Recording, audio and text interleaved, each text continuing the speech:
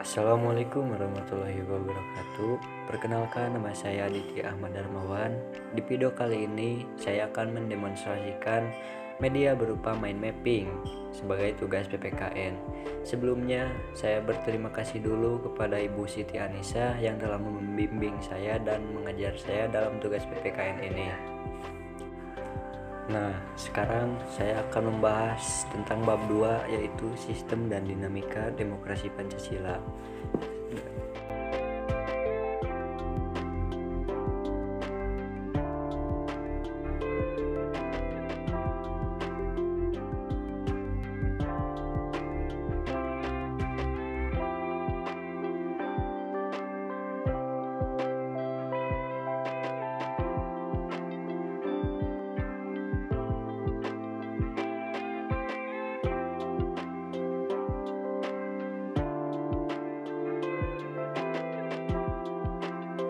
Pertama-tama, kita akan menjelaskan tentang makna demokrasi. Jadi, kata demokrasi berasal dari dua kata dalam bahasa Yunani, yaitu demos yang berarti rakyat dan kratos yang berarti pemerintahan. Sehingga demokrasi dapat diartikan sebagai pemerintahan rakyat. Nah, adapun makna demokrasi menurut para tokoh-tokoh terkenal seperti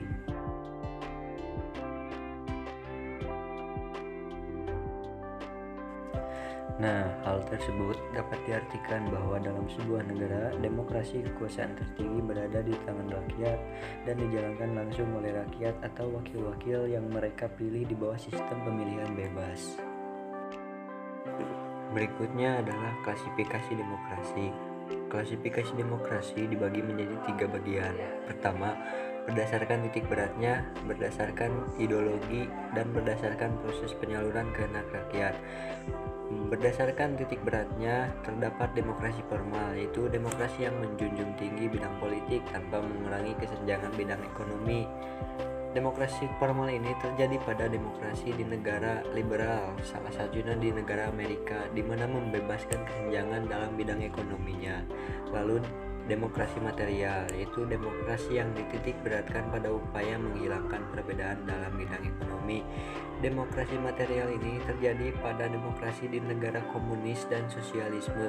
Salah satunya adalah di negara Korea Utara, yaitu sebisa mungkin demokrasi itu bisa menekan kesenjangan sosial atau memperjuangkan kesetaraan dalam bidang ekonominya. Dan demokrasi gabungan, yaitu demokrasi yang mengambil kebaikan dan membuang keburukan dari bentuk demokrasi formal dan demokrasi material.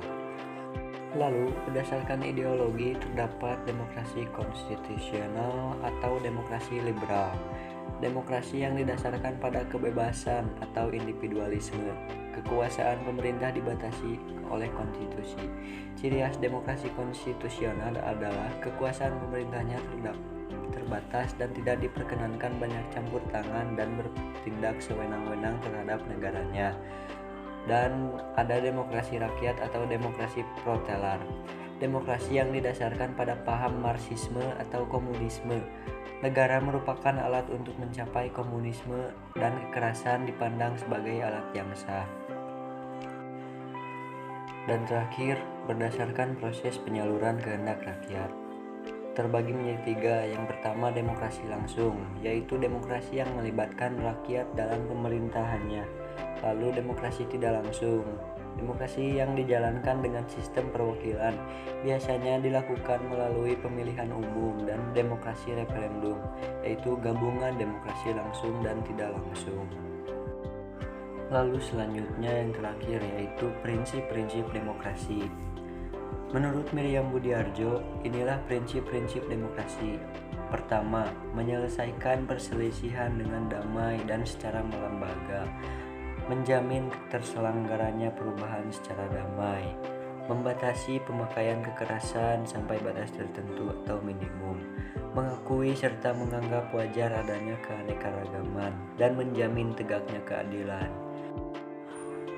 Dan menurut Syafii tahun 2012, adanya pembagian kekuasaan, pemilihan umum yang bebas, manajemen yang terbuka, kebebasan individu, peradilan yang bebas, pengakuan hak minoritas, pers yang bebas, supremasi hukum, dan terdapat beberapa partai politik.